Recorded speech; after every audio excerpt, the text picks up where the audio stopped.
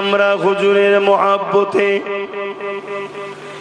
এই দিল আমরা তৈরি করি, আমরাও দুনিয়া জমিনে ইমামে হোসেন হুজুরের পক্ষে থাকব, আমরাও দুনিয়া জমিনে ইমামে হোসেন হুজুরের মিশনকে আগিয়ে নিয়ে যাব। ইমামে হোসেন হুজুর এতিমদেরকে বড় ভালোবাসতেন, আমরাও এতিমদেরকে ভালোবাসবো। ইমামে হোসেন হুজুর গরিবদেরকে বড় ভালোবাসতেন, আমরাও গরিবদের বড় ভালোবাসবো। ইমামে হোসেন হুজুর সিজদাকে বড় পছন্দ করতেন, আমরাও আল্লাহকে সিজদা দেব। ইমামে হোসেন হুজুর সত্যকে বড় পছন্দ করতেন, আমরাও সত্যের পক্ষে সত্য কথা বলবো। ইমামে হোসেন হুজুর না ইনসাফ ইনসানিয়াতের পক্ষে ছিলেন, আমরাও না ইনসাফ ইনসানিয়াতের পক্ষে থাকবো। ইমামে হোসেন হুজুর জালিমদের বিরুদ্ধে ছিলেন, আমরাও জালিমদের বিরুদ্ধে থাকবো। ইমামে হোসেন হুজুর এ যুবকেরা নানা দিনকে বড় ভালোবাসতেন, আমরাও ইমামে হোসেন হুজুরের নানা দিনকে বড় ভালোবাসবো। তবেই তো হোসাইন। চেষ্টা করো, আস্তে আস্তে হবে। বাপেরা যুগে যুগে যুগে ইসলাম বিদ্বেষীরা ইসলামকে মিটাতে চেয়েছে, কখনো প্রকাশ্য দুশ্মন হয়ে, আবার কখনো মুসলিম সুরাতে। মনে রাখবেন, প্রকাশ্য দুশ্মন যত বড়ই শক্তিশালী ছিল নাকি, তাদের মোকাবেলা করতে অতটা কষ্ট হয়নি যতটা কষ্ট মুনাফিক মুসলমান সুরাতে দুশ্মনের হয়েছে। যেমন আমার দেশে আকবরের মোকাবেলা করা বড় কঠিন হয়েছিল, ঠিক তেমনই এর থেকেও বড় কঠিন ছিল আল্লাহ নবীর একজন সাহাবী ছেলে হযরতে মুআবিয়া হুজুরের সন্তান ইয়াজিদ। সে মুসলমান দাবিদার ছিল, সে কালেমা পড়তো, সে নামাজও রাখতো। এই যুবকেরা কিন্তু অপরদিকে সে ছিল একজন চরিত্রহীন, সে ছিল সারাবি, সে ছিল জালিম, সে ছিল লুটেরা, সে ছিল গুন্ডা, সে জুয়া খেলতো, সে তার দরবারেতে নারীদের নিয়ে গান বাদ্যযন্ত্র নিয়ে নাচানাচি করত। কোন মুসলমান যদি আজকে দিনে এরকম খসলত হয়, জানতে হবে আজকে দিনে সে হলো ইয়াজিদ। শুনছেন তো নাকি? আর আমার ইমাম পাক ছিলেন খোদা প্রেমিক, নবী প্রেমিক, গরিব দরদি, অসহায়দের সাহায্যকারী। কেন হবে না? এই শিক্ষা তো মা বাপের থেকেই পাওয়া যায়। আহারে খাতুনে জান্নাত একদিন নিয়ত করেছিলেন, আমার বাচ্চা দুটো অসুস্থ হয়েছে। ইমামে হাসান হুসেন অসুস্থ ছিলেন, এই বাচ্চা দুটো সুস্থ হয়ে গেলে আল্লাহ পাক আপনার জন্য দুটো মান্নতের দুজা তিনটে রাখবো। এই নিয়তটা করে নিলেন। এই নিয়তটা যখনই করে নিল, আল্লাহ পাকের অশেষ দয়ায় ওই বাচ্চা ইমাম হাসান হুসেন হুজুর সুস্থ হয়ে গেলেন। হুজুর খাতুনে জান্নাত যখন নিয়ত করলেন, আল্লাহ সুস্থ করলেন। এবারে রোজা রাখবে। মাওলা আলী সেরে খোদা হুজুরকে জিজ্ঞেস করছে প্রাণের স্বামীকে যে আমি এরকম মান্নত করেছিলাম, তা আমি রোজাটা রাখতে চাই, আপনি ইজাজত দেন। দেখেছেন স্বামীর মাকাম কি? তো মাওলা আলী বললেন ভালো কথা, খুশির কথা, তা আমিও রাখবো। আলহামদুলিল্লাহ। হাসান হোসেন ছোট ছোট বাচ্চা তখন, তিনারাও বলছেন আমরাও রাখবো। তিনার বাড়িতে একটা মানুষ কাজের মহিলা থাকতো, ফিজ্জা জিনার নাম, তিনি বললেন আমিও রাখবো। 5 জন রোজাদার হয়ে গেল। সেরিতে কি খাবে? খাবার তো কিছুই নাই, পানি খেয়ে রোজা রাখলেন। আজ আমাদের এত খাদ্য থাকার পরও আমরা অনেকে রোজা পর্যন্ত রাখি না। কত লজ্জা! এ নওজোয়ান তরুণেরা, পরের দিনে যখন সকাল হয়ে যায়, হযরতে মাওলা আলী তিনি ইফতারের জন্য কিছু জোগাড় করার জন্য কাজের তালাশে বেরিয়ে গেলেন। একটা খাজুরের গাছে পানি দিবার কাজ পেলেন। ওই পানি দিবার কাজ তিনি পানি দিয়ে কিছু অর্থ পেলেন। তার বিনিময়ে কিছু খাজুর, কিছু জবের আটা, রুটি কিনে নিয়ে এসে ইফতারের জন্য খাতুনে জান্নাত রেডি করলো। ওই ইফতার নিয়ে তিনি বসে গেলেন।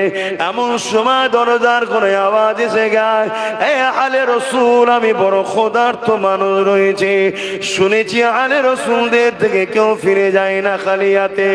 আমাকে ফিরিয়ে দেবেন না, কিছু দেন, আমাকে কিছু দেন।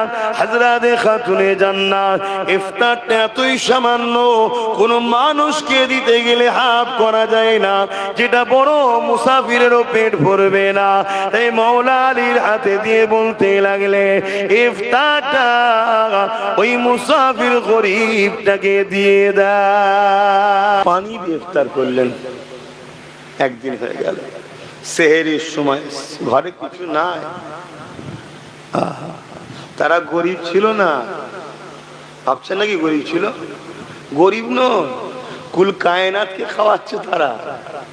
হ্যাঁ শোনো, তারা গরিব নয়, গরিবী জিন্দগিটা আল্লাহ থেকে পছন্দ করে নিয়েছে। কেন? গরিবরা ধনীর থেকে 500 বছর আগে জান্নাতে যাবে। জোরে বলুন সুবহানাল্লাহ। তরুণেরা পরের দিন আবার সেহরিতে পানি খেলেন। মাওলা আলী আবার কাজের তালাশে বেরিয়ে গেলেন। আবার কিছু রোজগার হলো, তার বিনিময়ে কিছু জবের আটা, রুটি আর খাজুর কিনে নিয়ে এলেন। এইগুলো নিয়ে এসে ইফতারের জন্য তৈরি করতে লাগলে। আবার প্রথম দিনের না ইফতারের টাইমে দরজার গোড়ায় আরো একজন এসে হাজির হয়ে যায়। হয়ে গিয়ে বলতে লেগেছে, আলে রসুল রে, বড় ক্ষুধার্ত রয়েছে, কিছু খেতে দাও। প্রথম দিনে খাতুনে জান্নাত স্বামীর হাতে খাবারটা দিল। এই শিক্ষা তো বাচ্চারা পাবে। বাচ্চাদের মেন শিক্ষিকা হলো তার মা। মা মা মা যদি প্রথম গোড়াটা ঠিক করতে পারে, ওই বাচ্চা সব জায়গায় গিয়ে কামিয়াবি হয়ে যাবে। তাই বাচ্চা ভালো হওয়ার পিছনে সব থেকে বড় অবদান হলো মায়ের। আর বাচ্চা খারাপ হওয়ার পিছনে সব থেকে বড় অবদান হলো মায়ের। তাই মাই বড় নির্ভর করে আপনার বাচ্চাটাকে ভবিষ্যৎ কেমন হবে। যুবকেরা, তরুণেরা, এই যে প্রথম দিনে খাতুনে জান্নাত দিল, এই দৃশ্যটা দেখে পরের দিনে হযরত ইমামে হোসেন, হযরত ছোট বাচ্চা যখন ছিলেন, ইফতারটাকে ওই দরজার গোড়ার গরিবটাকে দিয়ে দিলে। আবার পানি দিয়ে দ্বিতীয় দিনও রোজা রাখে খুললেন। এবং তৃতীয় দিন যখন সেহরির সময় হয়েছে, আবার পানি দিয়ে সেহরি করেছে। একটা ব্যক্তি যদি 2 দিন রোজা একভাবে পানি, ইফতার ও সেহরিতে, বাকি 24 আর 40 ঘন্টা আরো বেশি সময় কিছু খায় না, সেহরিতে আবার পানি খেয়ে, তৃতীয় দিনে যখন মাওলা আলী কাজে গিয়েছে, শরীর বড় দুর্বল হয়ে গেছে, এরপরও সামান্য কিছু অর্থ দিয়ে জবের আটা, রুটি আর খেজুর কিনে নিয়ে এসে হাজির হয়েছে। তৃতীয় দিনও দরজার গোড়ায় আবার একজন এসে বলে, আলে রসুল, ক্ষুধার্ত, খেতে দাও। এই দিন ইমামে হোসেন উঠে দাঁড়িয়ে ওই ইফতারের খাবারটাকে দিয়ে দেয়।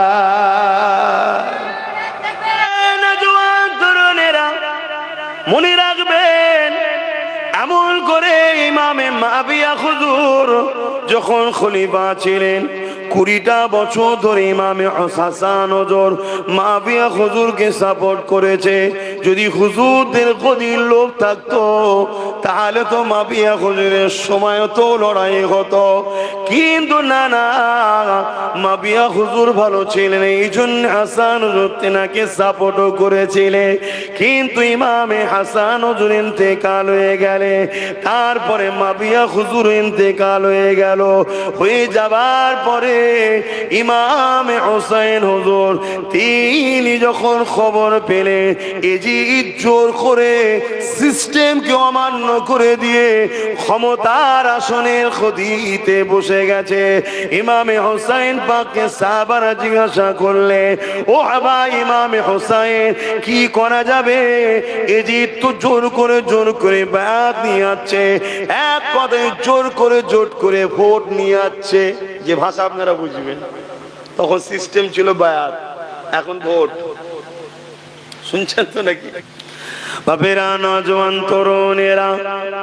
এদিকে এজিদ খবর পাঠিয়ে দিল মদিনা গভর্নরের কাছে ইমামে হোসেনকে এবং হযরত ওমর ফারুক হুজুরের আওলাদকে। এইভাবে যত বড় জলিলুল কদর সাহাবী ছিলেন, সাহাবাদের আওলাদ তারাও সাহাবী ছিলেন, তাদেরকে তাড়াতাড়ি বায়াতটা নিয়ে নাও, তাড়াতাড়ি বায়াত নিয়ে নাও। কেন? এজিদের পাশে কিছু চামচা আছে তো, তারা বলছে যদি হোসাইন পাক বিগড়ে যায়, মানে বেঁকে বসে, তাহলে কিন্তু তোমার এই গদি টিকানো বড় মুশকিল হবে। তুমি কি তরুণেরা, এমান নবী পাকের প্রেমিকেরা, এজিদ তাই খবর শুনে বাড়াবাড়ি শুরু করে দিল।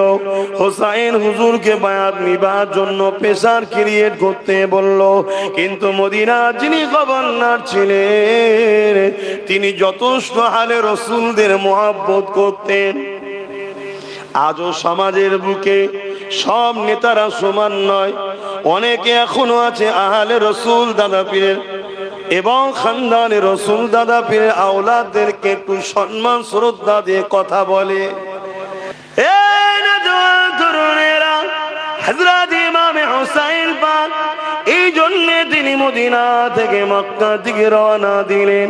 কেননা মদিনার জমিনে তিনি আর থাকলেন না, মক্কা দিকে রওনাটা দিয়ে দিলেন।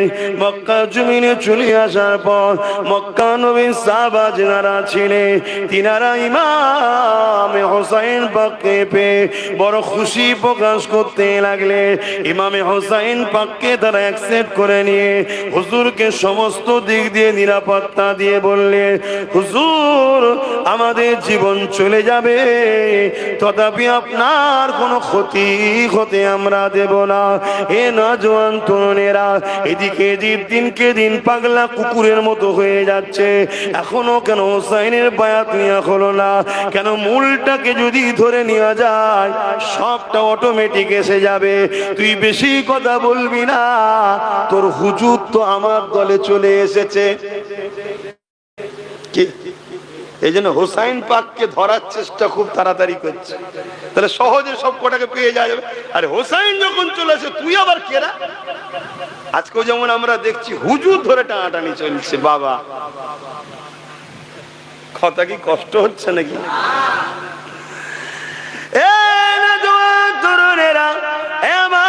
নবী পাকের প্রেমিকেরা, ইমামে হোসেন পাককে এই জন্য যেমন করে হোক বায়াতটা করাতে হবে। কিন্তু মক্কা জমিনে সাহাবারা, মক্কা মানুষেরা ইমামে পাকের পাশে দাঁড়িয়ে গেলে এই জন্য সহজ ব্যাপার হয়ে উঠছে না। এ নওজোয়ানেরা, এদিকে হঠাৎ করে কুফা থেকে চিঠি চলে এলো, ও হযরত ইমামে হোসেন, আমরা কুফার মানুষ আপনার কাছে বায়াত হতে চাই। আমরা এজিদের কাছে সাহায্য, এজিদকে বায়াত নিতে চাই না, এজিদকে সাপোর্ট করতে চাই না, আমরা আপনার কাছে বায়াত হতে চাই। ও হযরত ইমামে হোসেন, আপনি কুফা জমিনে চলে আসেন। ইমামে হোসেন এই কথা শুনে মক্কা সাহাবাদের সঙ্গে আলোচনা করতে লাগলো, ভাইরা আমি কুফাতে যাব, কুফার মানুষেরা এজিদকে মানতে রাজি নয়, তারা আমার সাথে বায়াত হতে চায়।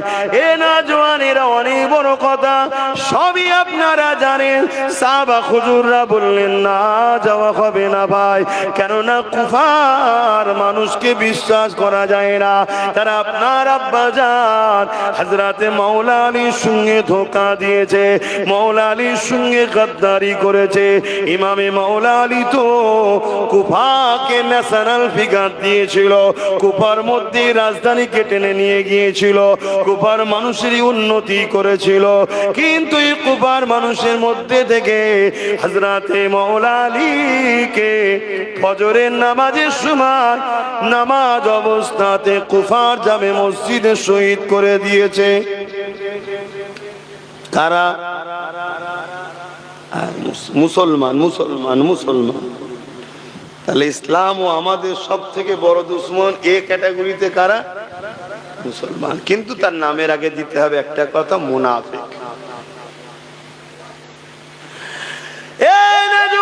তরুণেরা সাহাবাদের কথা শুনে হযরত ইমামে হুসাইন পাক রুখে গেলেন। আবার চিঠি আসতে লেগেছে, চিঠির পর চিঠি, চিঠির পর চিঠি। শতশেষে একটা চিঠি আসলো, যে চিঠিতে লেখা আছে, ও হযরত ইমামে হুসাইন পাক, যদি আপনি না আসেন কিয়ামতের দিনে রাসূলুল্লাহ আপনার নানা জানের কাছে অভিযোগ দেব। আমরা অন্যায়ের হাতে হাত দিতে চাই না, আমরা হোসাইনের হাত ধরতে চেয়েছিলাম, কিন্তু হোসাইন আমাদের কাছে আসেনি এবং সেই চিঠিতে অনেক সাক্ষ্য করা রয়েছে। এই অবস্থাটা দেখে ইমামে পাক বলতে লাগলেন, এ আমার নবীর অনুচরেরা, সাহাবারা, আমাকে আর রুকা যাবে না, আমাকে যেতেই হবে, কেননা তারা এত বড় শর্ত লাগিয়ে দিয়েছে, দেখো অনেকে সইও করেছে। এই কথাটা শুনে সাহাবা ভাইরা বললেন, আপনি যখন যাবার এত আগ্রহ করছে, তাহলে আপনার পক্ষ থেকে কুফায় পাঠিয়ে মহলটা দেখেন। আপনারা সবাই জানেন ইমাম মুসলিম হুজুরকে পাঠানো হয়েছিল, তিনার দুটো সাহেবজাদাকে লিজা হয়েছিল। যাওয়ার সাথে সাথে 40,000-এর উপরে লোক ইমাম মুসলিম হুজুরের হাতে হাত দিয়ে বায়াত হলেন হোসেন হুজুরের পক্ষে, তার মানে সাপোর্টার। এই অবস্থাটা ভালো লক্ষণ না খারাপ লক্ষণ? ভালো। ইমাম মুসলিম হুজুর চিঠি লিখে দিলেন, ভাই হোসেন হুজুর আপনি চলে আসেন, মানুষ আপনার ইন্তজারে আছে। চিঠিও বেরিয়ে পড়লো। সঙ্গে সঙ্গে কুফার যে গভর্নর তখন ছিল, এমন করে নওমান বিন বাসির, সে বড় আহলে রসুলদের উপর একটু দরদি লোক ছিল। মানে এই বললাম আবার একটা ভালো লোক বেরিয়েছে, মদিনাতেও যেমন ছিল ওখানে। হয়তো এজিদের শাসন করতে আছে, এসিদের গভর্নর হয়ে আছে, কিন্তু আহলে রসুলদের সাথে বিয়াদবি টক করে যায়নি। হুকুম আসছে এজিদ, এই হুকুম আসছে এজিদ থেকে যে মুসলিমকে ধরো, রোকো, কিন্তু নোমান বিন বাসির জানছেন আহলে রসুল, আমার কদিনের পদের জন্য ইনাদের বিরুদ্ধে গিয়ে আমার দুনিয়া আখেরা সব জাহান্নাম করে লাভ নাই। এই সময় ওনাকে চেঞ্জ করে দেওয়া হলো, অনেক বড় কথা ভাই, চেঞ্জ করে দিয়ে মারওয়ান নামক একটা জাহান্নামের কুত্তাকে বসানো হলো। তো ইমাম হোসেন হুজুরকে চিঠি লিখে দিলেন, হুজুর পরিবার, বাচ্চা, সন্তান, বোনকে নিয়ে, ভাগনাদের নিয়ে, ভাইপোদের নিয়ে পুরো একটা কাফেলা 82 জন মানুষ রওনা দিলেন। কোথায় যাচ্ছে? যুদ্ধ করতে? কুফার মানুষের দাওয়াতে। কুফার মানুষের দাওয়াতে। এই দাওয়াতে যখন যাচ্ছে, আর রাস্তাতে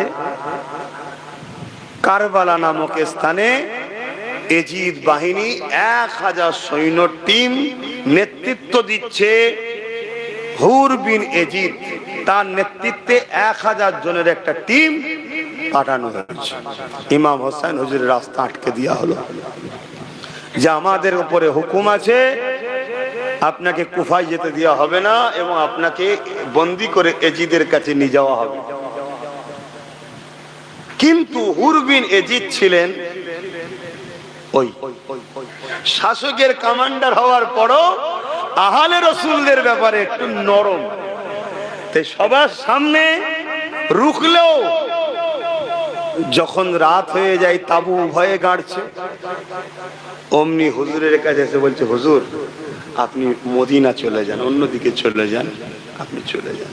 আমি ওদেরকে সাইড করছি, সৈন্যদেরকে, আপনি চলে যান, কিন্তু কুফায় আপনি যাবেন না, তাহলে আমার উপরে চাপ এসে যাবে। তো হুজুর মদিনার দিকেই রওনা দিচ্ছে, কিন্তু আল্লাহর হুকুমকে কেউ কি লড়াতে পারবে? সেই ঘুরে ঘুরে ঘুরে ঘুরে ঘুরে ঘুরে সকাল যে হয় দেখে কারবালায়। এর মধ্যে সৈন্যদের মধ্যে থেকে কেউ খবর পাঠিয়ে দিচ্ছে যে আমরা ইমাম হোসাইন হুজুর 82 জন আছে, কিন্তু আমরা 1000 জন মিলেও তাকে কন্ট্রোল করতে পারছি না, রুখতে পারছি না, থামাতে পারছি না। আবার 4000 এলো, কতজনকে রুখতে? 82 জনে সবাই পুরুষ নয়, আবার মহিলা আছে 52 জন, 52 জন পুরুষ, বাকিটা মহিলা, আবার বাচ্চা রয়েছে। ভাবুন, আবার একদিন যেতে যেতে 5000 এসেছে। 9 মুহররম যখন হয়েছে তখন এসে পৌঁছেছে 22000। 82 জনকে রুখতে কত? 82 জনের হাতে তেমন অস্ত্রও নাই। পথে চলতে গেলে দুষ্কৃতি, তখন তো চুরি ডাকাতি সব গ্রাম ফাঁকা ফাঁকা ব্যাপার ছিল, তখন তো এত রাস্তাঘাট গাড়ি ঘোড়ার ব্যাপার নয়, উঠে করে ঘোড়া করে যেতে হতো, কাফেলার লুট হতো। এর জন্য সামান্য কিছু নিরাপত্তার প্রস্তুত কিছু সাহাবা পাহারাদার হিসাবে, ব্যাস। এইভাবে 22000 এসে হাজির। ইমামে হোসাইন পাক বললেন, আজকের রাতটুকু তোমরা তোমাদের মতো থাকো, আমাকে আমার মতো থাকতে দাও, কোনো হামলা না। এই কথা যখন যে বলল, এজিদ বাহিনীতে সীমার ছিল, সীমার, ও তখন আনন্দ করতে লেগেছে। সবাই জিজ্ঞেস করছে, সর্দার আপনি আনন্দ করছেন কেন? বলছে, যাক হোসাইন মনে হয় বায়াত হয়ে যাবে। তখন বলছে, যদি বায়াত না হয় তো অসুবিধা আছে, যুদ্ধ করবো আমরা, 22000 রয়েছি। তখন সীমার বলছে, কার বিরুদ্ধে যুদ্ধ করবি? শেরে খোদা আলীর বেটার নাম হোসাইন। জোরে বলুন সুবহানাল্লাহ। হ্যাঁ, পৃথিবীতে এমন কোন মা সন্তান জন্ম দেয় রে, শেরে খোদা আলীর বেটাকে জমিনে শুয়াতে পারবে। ইতিহাস আগে বলছি, শহীদটা কিভাবে করেছে বলছি। ইমামে হোসাইন পাক তাবু হলো, তাবু করলেন। এজিদ বাহিনীও তাবু করলেন। এজিদ বাহিনীতে 22000 বড় বড় উট জবাই হচ্ছে। এজিদ বাহিনীতে মদের ফোয়ারা চলছে, শুনছেন? 13000 আলেম হাফেজ মুফতি আছে এজিদ বাহিনীতে। কত? খুব সাবধান, ভালো করে শুনুন। 7000 আলেম ছিল। এত আলোচনা হয় কারবালালে, কথা কেউ খুলে খুলে, কেউ খুলে খুলে বলে না। 7000 আলেম ছিল, 3000 মুফতি ছিল, 3000 হাফেজে কোরআন ছিল। আর ইমাম হোসেন পাকের দিকেও হাফেজ আলেম মুফতি আছে তো, কে বলেছে না? কিন্তু ওই দিকে ছিল 13000। আজও যদি হাফেজ আলেম মুফতি মৌলানা ইমাম সব যদি এক জায়গায় চলেও যায়, এর মানে যে সেটা হক হবে এমনটা নয়। হক হওয়ার জন্য শর্ত হলো সে আল্লাহ রসুলের দিকে আছে কিনা, বাস। কথা মাথায় ঢুকছে তো নাকি? তা আমার ইমাম পাক তিনি কোরআন তেলাওয়াত করছেন, তাহাজ্জুদ পড়ে নিয়ে হুজুর ঘুমিয়েছেন। আল্লাহ নবীর সঙ্গে দিদার হতে লেগেছে। আল্লাহ নবী আওয়াজ দিয়ে বলতে লেগেছে, নানা ভাই ওয়াদাটা পূরণ করো। কি ওয়াদা? আল্লাহ জানে, রসুল জানে, ইমাম হোসাইন পাকও জানে। নানা ভাই, এই যাবে কৌসারের পানি তোমার জন্য নিয়ে রেখেছি, আর এই যে পাত্র দেখছো, এটা দ্বারা তোমার শহীদের খুনগুলোকে জমা করা হবে। কিয়ামতের দিনে তোমার খুনের শিলা দিয়ে কোটি কোটি উম্মতকে তোমার নানা নাজাতের শিলা বানিয়ে নেবে। এ নওজওয়ানেরা, ইমাম হোসেন পাকের ঘুমটা ভেঙে গেল, বড় হাসি খুশিতে রয়েছে। এদিকে তেনার বোন জয়নাব এসে হাজির হয়েছে। ভাই এত হাসির বিষয় কিসে? জয়নাবকে বলতে লেগেছে, আল্লাহ নবী নানা জানের সঙ্গে দিদার হয়েছে। শোনো, আমার সময় বড় কম, তবে মনে রেখে দিও আল্লাহ আর ফাইসাল্লাহর উপরে রাজি থাকবে। খবরদার কান্নার আওয়াজ যেন বাইরে না যায়, খবরদার ধৈর্য হারা হবে না। কি তালিম দিচ্ছে দেখো, এইভাবে তালিমটা দিতে লেগেছে। সকাল হয়ে যায়, ফজরের রক্ত এসে গেছে। নামাজ পড়ে নিয়ে ইমাম পাক কেমন করে প্রস্তুত হয়ে পাগড়ি বেঁধে নিয়ে এজিদ বাহিনীর সামনে দাঁড়িয়ে খুতবা বক্তব্য দিতে লাগলো। এজিদ বাহিনী, তোমরা অস্ত্র ধরেছ, যে মুখে আমার নানার কলেমা পড়ো, ওই কলেমা পড়া জবান নিয়ে তোমরা মুসলমান দাবি করে আমার বিরুদ্ধে অস্ত্র ধরেছ। তোমরা কি জানো না এই জমিনের উপরে আসমানের নিচে আজ সব থেকে দামি হলো তোমার সামনে দাঁড়িয়ে আছি আমি হোসাইন।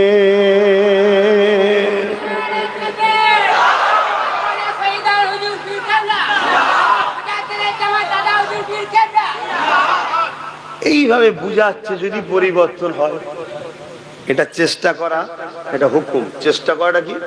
হুকুম।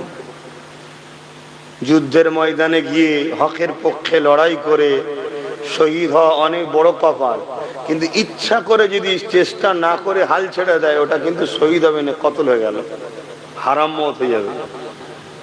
চেষ্টা করতে হবে, এটা হলো আমার ডিউটি। আর আমার জন্য ফাইসাল্লাহ কি হবে সেটা আল্লাহ জানে।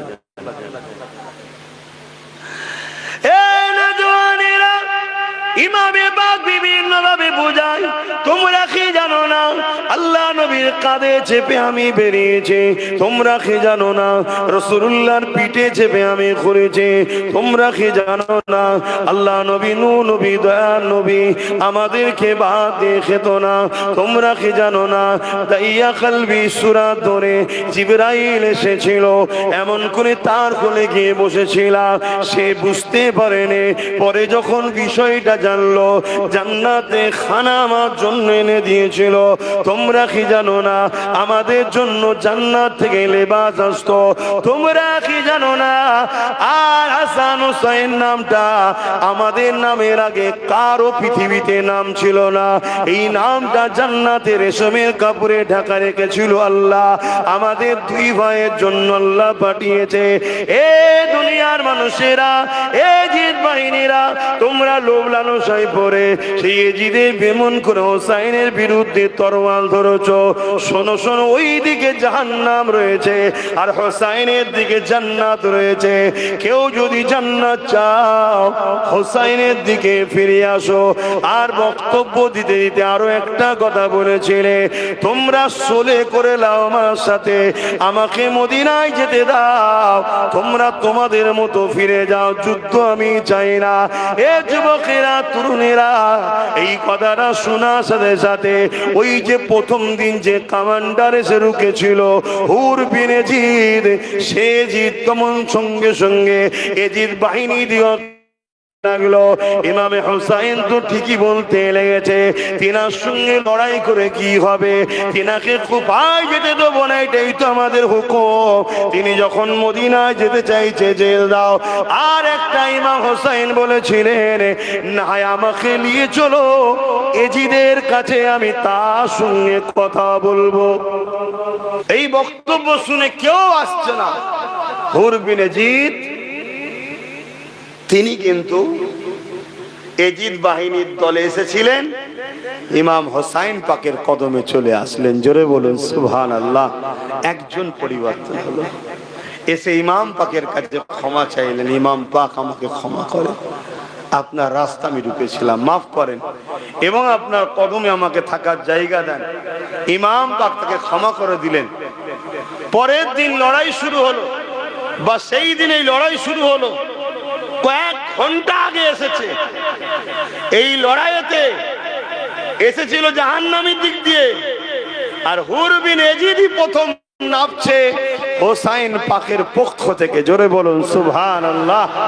কি নসিব দেখুন, পাল্টালো যেই চান্স পেয়ে গেল, সঙ্গে সঙ্গে চান্স প্রথম ওপেনিং এ হুর বিন ইয়াজিদ নামছে, হুজুর আমাকে আগে ইজাজত দেন। এই সময় হুর বিন ইয়াজিদ যখন যাচ্ছে, ইয়াজিদ বাহিনী ক্রিটিসাইজ করছে, দেখো আমাদেরই কমান্ডার ছিল, ও নাকি আমাদের মতো পালোয়ান সর্দারদের সঙ্গে লড়াই করবে, অনেক ক্রিটিসাইজ করছে। আহা, 120 বা 180 জন ইয়াজিদ বাহিনীর কুকুরকে মেরে জাহান্নামে পাঠিয়েছে এক হুর বিন ইয়াজিদ। জোরে বলুন সুবহানাল্লাহ, জোরে বলুন আল্লাহু আকবার। কয়েক ঘন্টা ইমাম হোসেন পাকের কাছে থেকে যদি এই পাওয়ার পায়, তাহলে ইমাম পাকের পাওয়ার কত আছে? কেউ হুজুরকে শোয়াবে? অনেক বড় কথা, সব বলার সময় হবে না, ডাইরেক্ট ইমাম পাকের কাছে চলে যাচ্ছি। এর বীজখানে অনেক জন নেবেছে, অনেক লড়াই হয়েছে। 18 বছরের মহাকাসেম নেবেছে, তিনার লড়াই দেখে পুরো ইয়াজিদ বাহিনী থমকে গিয়েছিল। খানদানের রাসূলের পাওয়ার, ইমানের পাওয়ার দেখে যা সব এখন বলার সময় আর টাইম হচ্ছে না। ইমামে হোসেন পাক যখন যুদ্ধের ময়দানে নেমে গেলে, ইমামে হোসেন পাক আওয়াজ দিয়ে বললেন, আসো আহলে রাসূলদের ঘরে শহীদ করলে তোমরা, যে মুখে তোমরা কলেমা পড়ো রাসূলুল্লাহ, তারই খানদানকে তোমরা শহীদ করেছো। এখন আমি হোসেনের মোকাবেলায় তোমরা চলে আসো। যারাই আসে ইমাম পাকের তরবারের আঘাতে জাহান্নামের কুকুরগুলো ধর থেকে কল্লা আলাদা হতে লেগেছে। তখন সীমার বলতে লাগলো, এইভাবে এক এক এক করে হোসাইনকে কখনো হারানো সম্ভব হবে না। এক কাজ করো, চারিদিক থেকে সবাই হামলা শুরু করে দাও। তারা দল বেঁধে ইমামে পাকের উপরে হামলা করতে লাগলো। এরপরও ইমামে পাকের তরোয়ালের সামনে কেউ দাঁড়াতে পারছে না, যে আসছে দুটুকরো হয়ে যাচ্ছে। জাহান্নামের কুকুরগুলো জাহান্নামে চলে যেতে লেগেছে। সীমার মাথায় হাত দিয়ে বসে গেছে। এর মধ্যে আরো সৈন্য এসেছে, কিন্তু এরপরও সীমা দেখছে হোসাইনকে রুকার ক্ষমতা করো না। এই সময় মাথায় হাত দিয়ে যুবকেরা অনেকে আবার ভয়ে পালাতে পর্যন্ত শুরু করেছে। এত বাহিনী থাকার পরও ইমামে হোসেন পাককে কেউ থামাতে পারছে না। কিন্তু হঠাৎ করে সীমা দেখতে পায় ইমামে হোসেন পাক ঘোড়ার পিঠ থেকে নামছে। অবাক হয়ে সবাই দেখতে লাগলো, কি ব্যাপার, হোসেন তরোয়াল থামিয়ে দিল কেন? কাছে কেউ আসছে না, দূরে দূরে দূরে দূরে থেকে তারা নুক কেমন করে দেখতে লেগেছে। কেন কাছে যে আসছে দুটুকরো হয়ে যাচ্ছে, তরোয়ালের সামনে দাঁড়াতে পারছে না। অবাক হয়ে গিয়ে সীমা দেখে কে দাঁড় করালো, কি জন্য দাঁড়িয়ে গেল। এ যুবকেরা, তরুণেরা, এমন করে দেখা যায় ইমামে হোসেন পাক আল্লাহর নামাজের জন্য, নামাজকে সম্মান জানাবার জন্য নামাজে দাঁড়িয়ে যায়। ইমাম পাক যখন সেজদায় গেছে, তখন সীমার বলছে, দেরি করিস নি, সেজদা থেকে যদি মাথাটা তুলতে পারে, পৃথিবীতে কোন মায়ের এমন সন্তান জন্ম দেয়নি যে হোসাইনকে শহীদ করতে পারবে। এটা শেরে খোদা আলীর বেটা। অতএব সেজদা অবস্থাতেই হামলা করো। ওই অবস্থায় হুজুরকে তীর নিক্ষেপ করে তার উপরে চেপে বসে হুজুরকে চিৎ করে শুইয়ে দিয়ে ওই অবস্থাতে সীমার বুকের উপরে চেপেছিল। হুজুর মুচকে এসে বলেছিল, তুই আমায় মারবি? তুই মার ধলি কবে, আমায় মারবি? তবে শোন, আমার নানাজান ডাক দিয়েছে, ও আলীর বেটা হোসাইন, বীরত্বের প্রমাণ তুমি দিয়ে দিয়েছো, ওয়াদাটা পূরণ করো, ওয়াদাটা পূরণ করো। ইমামে হোসাইনের মুবারককে একটা নেজার উপরে তুলে দিয়ে এমন করে নিয়ে যাবার জন্য সবারই হলো। এমন সময় ঘোষণা করে দেওয়া হলো, ইমামে হোসেন পাকের যে মুবারকের ওপর দিয়ে ঘোড়াকে দৌড় করাও, যাতে করে ঘোড়ার পায়ে লেগে ইমামে হোসাইন পাকের জিসে মুবারক খানা ছন্ন বিছন্ন হয়ে যায়। এ যুবকেরা, হযরতে মাওলা আলী হুজুর একটা বাঘকে পুষেছিলেন। ওই বাঘ পরবর্তীতে ইমামে হোসাইন হুজুরের দায়িত্বে এসেছিল। এমন করে এলাকার মানুষ ওই বাঘকে বড় ভয় করত। তাই ইমামে হোসাইন হুজুর ওই বাঘকে জঙ্গলে ছেড়ে দিয়েছিল। ছেড়ে দিবার সময় বলেছিল, আর একবার তোমার সঙ্গে আমার দেখা হবে, সেই সময় তোমার উপরে বড় ডিউটিও থাকবে। এ যুবকেরা, যখনই ঘোষণা করে দেওয়া হলো ইমাম পাকে জিসম মুবারকের উপর দিয়ে ঘোড়া দৌড় করিয়ে জিসম পাককে ছিন্ন বিচ্ছিন্ন করে দেবে, এই সময়তে ফিজ্জা বলে যে মহিলা ছিল, তিনি যখন আওয়াজ দিয়েছিলেন, ওই আওয়াজেতে এ যুবকের ওই বাঘ এসে হাজির হয়ে যায়। ওই কারবালার ময়দানে যারাই চক্রান্ত করেছিল তাদের উপরে চড়াও হয়ে যায়। তারা জানকে নিয়ে কোন রকম ভাবে পালিয়ে যায়। অনেক বড় কথা, ইমাম পাকের যে শেখের মুবারককে নিজার উপরে নিয়ে যেতে লেগেছে।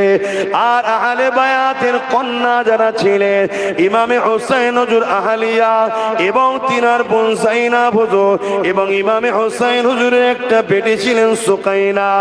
আর জাইনাল আবেদিন যিনাকে আলী আওসাদ বলা হয়, তিনি বড় অসুস্থ ছিলেন, এই জন্য যুদ্ধের পারমিশন দেওয়া হয়নি। এই একটাই মাত্র পুত্র সন্তান ছিল। বাকি কন্যাদেরকে বন্দি করে এই কুফা জমিন, কারবালা জমিন থেকে দামেস্কের দিকে নিয়ে যাওয়া হতে লেগেছে। মনে রাখবেন, দুনিয়ার জমিন আখিরাতের মধ্যে সব থেকে দামি দামি যারা, তারা এজিদ বাহিনীর কাছে বন্দী হয়ে গেছে। আর পীরের বেটা আমি যদি মনে করি হক কথা বললে জেল হয়ে যাবে, না বাবা, প্রেস্টিজে লাগবে। আমার মতো নেমো খারাম, তাহলে আর কে হবে? কথা বুঝছেন না? বুঝেন? হ্যাঁ, আমার ইজ্জত আগে না খানদানে রসুলদের ইজ্জত আগে? হ্যাঁ, তারা হকের জন্য কায়দি হয়ে গেছে, বন্দী হয়েছে। তো এইভাবে তেনাদেরকে বন্দী করে নিয়ে যাওয়া হচ্ছে। সবার আগে রয়েছে হুজুর ইমাম হোসাইন পাকের কাটা সের মুবারকটা নেজার উপরে রেখে নিয়ে যাওয়া হচ্ছে। যেখান দিয়েই যাচ্ছে সবাই দেখছে। আর ধোকা দিয়েছিল ইমাম হোসাইনের সের মুবারক, বলে না, মুসলিম সমাজকে বলেছিল কিছু লোক এজিদের বিরোধী করছে, এজিদকে সাপোর্ট করেনি, ভোট দেয়নি, তাই তাদের সঙ্গে লড়াই হয়েছে। ইমাম হোসাইনের কথা বলেন, কথা বুঝে আসছে। যেদিন জানতে পারলো সেদিন কি ঘটনা ঘটেছে, ও অস্ত হয়নি। আর এটাও তো আপনাদের জানা দরকার নাকি? এজিদের কি হয়েছিল জানবেন না? হ্যাঁ হ্যাঁ, ওটাও একটু শুনুন, ধৈর্য আছে তো নাকি? এইভাবে নিয়ে যাওয়া হচ্ছে। অনেক বড় কথা, রাস্তায় অনেক ঘটনা ঘটেছে। আর হুজুর পাক যাচ্ছেন, হুজুর পাকের কাটা সের মুবারক থেকে কোরআন তেলাওয়াত হচ্ছে। জোরে বলুন সুবহানাল্লাহ। ইতিহাস বলছি, গল্প নয়, ইতিহাস। পুরো সবাই শুনছে, কাফেলাও শুনছে, আলেম গুণও রয়েছে তখনও, কিন্তু লোভে মানুষকে কত অন্ধ করে দেখুন। হুঁশি না, কি করছি আমরা? হুজুরের শহীদরা তো জিন্দা, তার প্রমাণও দেখুন। হুজুরের সের মুবারক থেকে কোরআন তেলাওয়াত হচ্ছে। যারা লোকজন দেখছে দুদিকে, হুজুরের কোরআন তেলাওয়াত শুনছে। জোরে বলুন সুবহানাল্লাহ। এই অবস্থায় রাস্তায় যেতে যেতে যেতে যেতে এক খ্রিস্টানদের গির্জা পড়েছে। খ্রিস্টান বলে একটা ধর্ম আছে, জানেন তো নাকি? যারা ঈসা আলাইহিস সালামকে মানে, বলে, কিন্তু ঈসা নবী আসবে ওদের ঘরেই জবাব দেবে আমার নবীর উম্মত হয়ে। তখন ঈসা নবীর এই মেসেজ শুনে ওরা অনেকে দলে দলে সব ইসলামে চলে আসবে। যে ওদিকে আমি আজকে যাচ্ছি না। তো ওই সময় গির্জায় এক পাদ্রী ছিল, সে দূর থেকে দেখছিল যে হুজুরের সের মোবারক থেকে একটা নূরের আলো আসমান ভেদ করে চলে যাচ্ছে। জোরে বলুন সুবহানাল্লাহ। তিনি ছিলেন তাওরাত, ইনজিল, জবুরের বড় আলেম, বড় জাননেওয়ালা। আলেম মানে জাননেওয়ালা। সে ছিল ওই পুরোহিত গির্জার। সে এই অবস্থা দেখে ওই কাফেলাকে দাঁড় করিয়েছে, দাঁড় করিয়ে বলছে তোমরা কোথা থেকে আসছো? না আমরা কারবালা থেকে আসছি। কিছু লোক এজিদকে সাপোর্ট করেনি, এজিদের বিরোধী করেছিল, তাদেরকে কতল করা হয়, তাদের ভাষায় বলছে। আর এটা হলো তাদের সর্দার, তার মাথাকে রাখা আছে। উনি সব বুঝছে। পাদ্রী বলছে এই শের মুবারকটা আজকে রাত্রে যদি আমার কাছে রাখা হয়, আমার কাছে 80,000 মুদ্রা আছে, এই মুদ্রাও দেবো এবং তোমাদের সবাইকে আজকে রাত আমার এখানে থাকার ব্যবস্থাও দেবো। তারা সর্দাররা একে অপরের কথা নেবে, তো কি হয়েছে, এত টাকাও পাবো। শয়তান তো লোভে টাকা টাকা টাকা টাকা করে শয়তান পাগল হয়, জানেন তো নাকি? আজকে কিছু দেখুন না, টাকা টাকা টাকা করে পাগল, খুশি নাই কি হচ্ছে। তো ওই সময়ে তাদেরকে থাকতে দিয়েছে। হুজুরের শের মুবারককে বড় আদবের সাথে নিয়েছে, পাশের খাস কামরায় গেছে। ওই ইহুদি, এই খ্রিস্টান ধর্মগুরু পাদ্রী একটা সুন্দর থালের মধ্যে রুমাল বিছানো তাতে রেখেছে, রেখে পরিষ্কার করছে, আর চোখ দিয়ে পানি ঝরঝর করে বেরোচ্ছে। বলছে হাই রে উম্মতে মুহাম্মাদি, তোরা তোদের নবীর উম্মতের নওয়াসাকে জবাই করলি, মনে মনে বলছে আর কাঁদছে আর পরিষ্কার করছে। গভীর রাত যখন এসে গেছে, হুজুরের ওই চেহারা মোবারক থেকে আরো আলো বেরোচ্ছে, যে আলো তার ঘর পুরো আলোকিত হয়ে গেছে এবং গায়েবী আওয়াজ আসতে লেগেছে, তুমি আমার নওয়াসার উপরে যে ভালোবাসা দেখালে, তুমি কেন ভুল রাস্তায় থাকবে? তুমি কলেমা পড়ে নাও, আমি তোমাকে জান্নাতের রাস্তা দেখাচ্ছি। জোরে বলুন সুবহানাল্লাহ। ইমানের কলেমা পড়ে পাদ্রী মুসলমান হয়ে গেলেন। জোরে বলুন সুবহানাল্লাহ। তাহলে আমার ইমাম জিন্দা না জিন্দা নয়? তো ভাইয়েরা আমার, অনেক বড় কথা। এরপরে দামেস্কের বাজারে যখন ঢুকবে, তারা কায়দির সঙ্গে যেমন ব্যবহার করে ভাই আসামি বন্দীদের সাথে, সেই রকম রোদে দাঁড় করিয়ে রেখেছে। তারা গাছতলায় যে আরাম করছে, পানি তারা পান করছে, এনারা পিপাসায় পানি পাচ্ছে না, নানা রকম ভাবে অত্যাচার করেছে।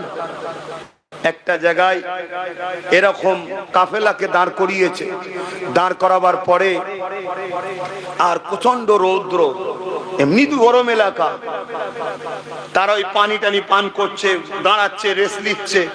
ওই সময় হযরত সুকাইনা ওই গরম সহ্য না করতে পারে, ছোট বাচ্চা, তিনি তখন গিয়ে একটা গাছতলাতে বসেছে, বাচ্চা ঘুমিয়ে পড়েছে। এদের কাজ কাম করতে করতে একটু সন্ধ্যা হয়ে গেছে, সূর্য ডুবে গেছে, অন্ধকার মতো হয়ে গেছে। যেইবারে কাফেলাকে আগাতে গেছে, ইমামে হোসাইন পাকের ওই যে শের মুবারক নেজাই ছিল, ওই শের মুবারকের নেজাটা অটোমেটিক ভাবে জমিনে গেড়ে গেল। ওইটাকে তুলতে আর পারছে না, সবাই মিলে চেষ্টা করছে, তুলতে আর পারছে না। তখন হযরতে জাইনাবের কাছে এসে বলতে লেগেছে, দেখো না গো, তোমাদের ভাইয়ের শের মুবারক যেতে চাইছে না আগে। কত বড় দেখুন নিষ্ঠুর, তারা জানে যে হক জিন্দা ইনারা, কিন্তু লোভ কতটা খারাপ জিনিস। তখন হযরতে জাইনাব হুজুর বললেন, নিশ্চয়ই আহলে রাসূলের কেউ আটকে গেছে কোন জায়গায়, তাই হুজুর যেতে চাইছে না, একটু কাফেলা গুনে লাও। কাফেলা গুনতে গুনতে দেখতে দেখতে হযরত ইমাম পাকের কলিজার টুকরি হযরতে সুকাইনা হুজুরকে পাচ্ছে না, ডাক দিচ্ছে সুকাইনা সুকাইনা করে ডাক দিচ্ছে, পাচ্ছে না। যাকে আমরা সাকিনা বলে চিনি, যে নামে আমরা পরিচিত, অ্যাকচুয়ালি সুকাইনা। তো হুজুরকে ডাকছেন, কলিজার টুকরির আওয়াজ পাওয়া যাচ্ছে না, চারিদিকে খোঁজ শুরু হয়েছে। ওই সময় হযরতে জাইনাব হুজুর একটু আগিয়ে এসে দেখছে একটা গাছের তলায় একজন বোরখা পরা মহিলা, নেকাব ঢাকা, হযরতে সুকাইনাকে কোলে করে নিয়ে বসে হযরতে সুকাইনা হুজুরের থেকে শুনছে কারবালায় কি ঘটেছে। হযরতে সুকাইনা হুজুর একটার পর একটা বর্ণনা করছে যে কিভাবে আমাদেরকে মেরেছে, কিভাবে আমাদের উপরে জুলুম করেছে একটার পর একটা বর্ণনা শোনাচ্ছেন। এমন সময় হযরত জাইনাব হুজুর এসে হাজির, সালাম দিয়ে বলছে, কে মা আপনি? ইমামে হোসাইনের কলিজার টুকরিকে আপনি কোলে নিয়ে বসে আছেন, কে আপনি? মুখটা তুলে বলছে, জাইনাব রে, আমি তোর মা ফাতেমা। জোরে বলুন সুবহানাল্লাহ। এই বাচ্চাটা তোরা রেখে চলে যাচ্ছিলিস ভাই, করুণ দৃশ্য। কি দিন আহলে রাসূলদের উপরে গেছে। আজ আমাদের ছেলেরা গান ফুর্তি আনন্দের মধ্যে আমরা জীবন কাটাচ্ছি। একবারও ভাবছি না ইসলাম কত কষ্ট করে এলো, আজকে সেই ইসলামকে খতম করে দিবার, মিটিয়ে দিবার হাজারো ষড়যন্ত্র চলছে, আমরা একবারও বুঝছি না। মনে রেখে দিও, ইসলাম মিটবে না, আগামী দিন কেউ মিটাতেও পারবে না, কিন্তু আমাদের গাফলতিতে আমাদেরকে মিটিয়ে দেবে। হযরতে সুকাইনা হুজুরকে কোলে নিলেন, হযরতে খাতুনে জান্নাত সালাম তিনাকে সালামুল্লাহ আলাইহি সালাম দিয়ে বিদায় হলেন। আবার রওনা দিল। রাস্তায় অনেক কষ্ট দিয়েছে ভাই, অনেক কষ্ট। ওই যে ফিজ্জা বলে যে মহিলা ছিলেন, উনি একটা সময় যখন বিবাহ হয়ে যায় তখন বলেছিলেন যে হাসান হোসাইন হুজুরকে যে আমার বাড়িতে একবার এসো।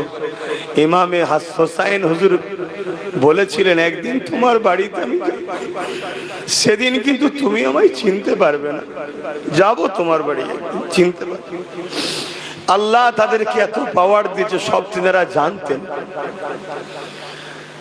যখন দামেস্কের শহরে কায়দি ঢুকবে আর চারিদিকে সব ঢোল বাজছে, কিসের ঢোল, কিসের গান বাজনা বাজছে ভাই? এজিদ জিতেছে। তাই আমি তো তাদেরকে দেখে আফসোস করি যে ভাই, মুখে বলো হাই হোসেন হাই হাসান, আর কাজটা এজিদের। ঢোল তাবলা ইতিহাস কি বলছে? এজিদ বাজিয়েছিল দামেস্কে, ফুর্তি তারা করেছিল। তোমার কাছে যদি একটা খবর আসে যে তোমার আব্বা ইন্তেকাল করেছে, তুমি কি ঢোল তাবলা বাজনা নিয়ে এসে আনন্দ করবে? এটা তো এজিদ করেছিল। তার পুরো কি বলে, দামেস্কেতে যখন যায় পুরো হই হই হচ্ছে। কেন? একটাই মেসেজ দিয়েছে, এজিদের বিরুদ্ধে কিছু বাগী ছিল, বিরোধী ছিল, তাদেরকে কতল করা হয়েছে। আহলে রাসূলদের বলেন। তো এই সময়েতে এইজন কায়দি দাঁড়িয়ে আছে, ছাদের উপর থেকে ওই ফিজ্জা নামে ওই মহিলা, এটা আলাদা, যিনি সেই রোজা রেখেছিলেন, তিনি ওই কায়দিদের ঘরে দেখে তার ঘরের একজন কাজের মানুষকে পাঠিয়েছে, যাও তাদের কি লাগবে দেখো। পানি টানি ইটা সিটা সব দিয়েছে। তখন হযরতে জাইনাব হুজুর ওই ফিজ্জা মহিলাকে ডাক দিয়েছে যে, কি ব্যাপার, কারবালা থেকে দামেস্ক পর্যন্ত এলাম, আমাদের সঙ্গে কেউ ভালো ব্যবহার করলো না, সবাই খারাপ ব্যবহার করেছে, কেউ খোঁজ লাইনি, তুমি আমাদের খোঁজ নিচ্ছ, পানি টানি দিচ্ছ, কি ব্যাপার? তখন বলতে লেগেছে, আমি একটা সময় খাতুনে জান্নাতের ঘরের কাজ করতাম, ওই যে ছোটবেলায় রোজা রেখেছিল বললাম, কাজ করতাম। বিবাহর পরে হুজুর যখন আমাকে বিদায় দিয়েছিলেন মা খাতুনে জান্নাত, তখন আমি দামেস্কে স্বামীর সঙ্গে সেটেলমেন্ট হয়ে গেছি। তখন আমি খাতুনে জান্নাতকে বলেছিলাম যে আমাকে কিছু নসিহত করেন। তখন খাতুনে জান্নাত বলেছিলেন, কোনদিন যদি কায়দি দেখো, বন্দি দেখো, তাদের সঙ্গে ভালো ব্যবহার করো। আমি সেই নসিহতকে পালন করছি, বেসাটুকু। কেন? খাতুনে জান্নাত জানতেন আমার খানদান একদিন বন্দি হবে। এই জন্যে আমি আজ আপনাদেরকে এই ব্যবহার করছি। তখন জাইনাব হুজুর বলছে, মা তুমি যখন এতই কিছু করলে আমাদের জন্য, কি চাও বলো? কিছু তো দোয়া করি, আর অসহায়ের দোয়া কবুল হয়, কিছু তো দোয়া করি। তখন বলল, আমার জীবনের একটা বড় শখ আছে, ছোট্ট ছোট্ট শুনেছি ইমাম হাসান হুজুর নাকি ইন্তেকাল হয়ে গেছে, অনেক ইন্তেকাল হয়েছিল, কিন্তু হোসাইন আর জাইনাব ছোট ছোট দেখে এসেছি, তাদের দুজনকে যদি একবার দেখতে পেতাম বড় খুশি হতাম। হযরতে যায়েনব হুজুর বলেন, মা যাও, তোমার দোয়া আল্লাহ তো কবুল করেছে। আমি হলাম সেই যায়েনব, আর ওই যে নেজার মাথায় কাটা মাথা দেখছো ওটা হলো তোমার সেই হোসাইন। এর থেকে আগে বলার মতো কঠিন ব্যাপার। আজ আমরা দুনিয়া দুনিয়া করে ভুলে গেছি সব। তাদের কুরবানি, তাদের লাইফ, তাদের স্যাক্রিফাইস, তাদের ত্যাগ কি ছিল আমরা সব ভুলে।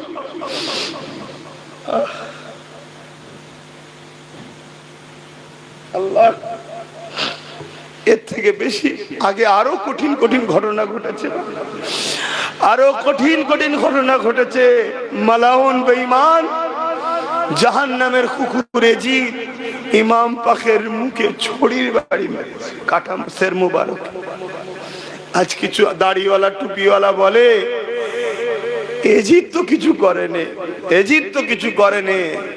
আল্লাহ নবী বললেন, আমার শহর মদিনার উপরে কেউ যদি হামলার প্রতিজ্ঞা করে, হামলা করেনি, প্রতিজ্ঞা করে মানে প্ল্যান করেছে, ইরাদা করেছে, হামলা করেন ইরাদা করেছে, ওই অবস্থায় যদি মারা যায়, হামলা করলো না তো, এরপরও নবী বলছে আল্লাহ তাকে জাহান্নামে দিয়ে এইভাবে গলাবে যেমন সীসাকে আগুনে দিয়ে গলায়। আর আমার নবীর একটা কথা পুরো পৃথিবী মিথ্যা কোনো প্রমাণ করতে পারেনি। ইহুদি বলেন, খ্রিস্টান বলেন, পৃথিবীর যত ধর্ম আছে শিক্ষিত পণ্ডিতরা ইসলামকে নিয়ে, রসুলকে নিয়ে রিসার্চ করছে একটা ভুলবার করার জন্য, আজ পর্যন্ত পারেনি। সেই রাসূল পাক সাল্লাল্লাহু আলাইহি সাল্লাম বলছেন, আমার শহর মদিনার উপরে কেউ যদি হামলার ইরাদা করে, প্ল্যান পরিকল্পনা করে, হামলা করেনি, মারা গেছে, তাহলে হামলা করেনি তো, তারপরেও তাকে আল্লাহ জাহান্নামে দিয়ে এইভাবে গলাবে যেমন সীসা আগুনে দিলে গলে যায়। কেন? মদিনাকে আমি রাসূল ভালোবাসি। তাহলে মদিনাকে যদি ভালোবাসার জন্য আল্লাহ তাকে, তার উপরে যে হামলার ইরাদা করে, আল্লাহ তাকে জাহান্নামে দিয়ে যদি গলায়, আর যে হোসাইনের মুখে ছড়ি মারে সেই এজিদের কি হবে?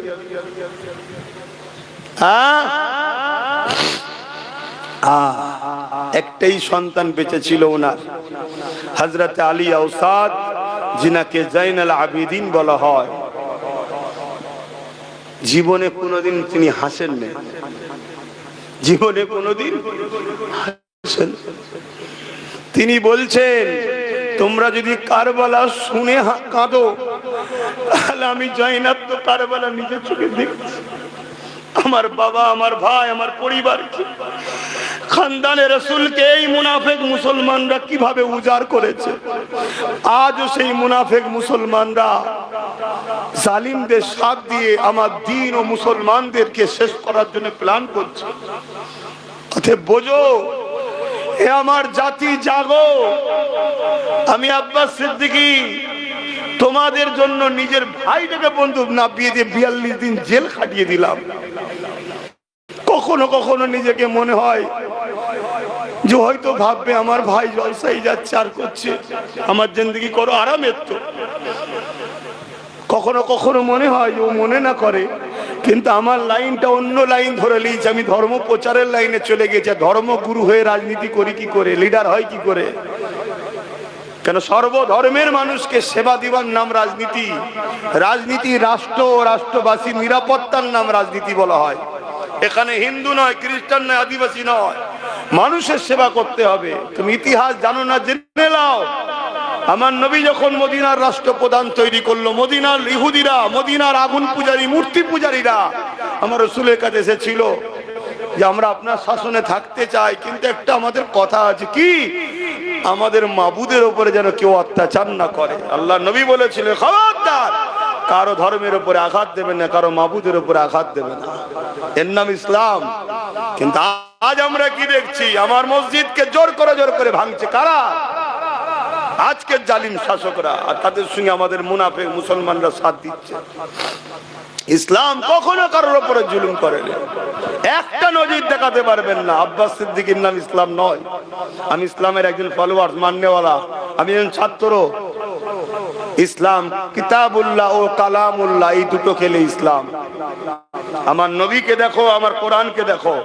একটা জায়গা বার করো যেখানে মানব বিরোধী, সভ্য বিরোধী, ইনসাফ বিরোধী, ইনসানিয়াত বিরোধী, মনুষ্যত্বের বিরুদ্ধে একটা কোন আয়াত আছে কি? বা আমার রাসূলের লাইফে দেখাও।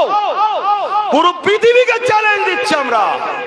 আজও 1450-1500 বছর ধরে কোরআন চ্যালেঞ্জ দিচ্ছে। হ্যাঁ, কই আমার মধ্যে কোনো ভুল বার করে দেখা, আমার হাবিবের সিরাত লাইফের মধ্যে ভুল বার করে দেখা পারে না।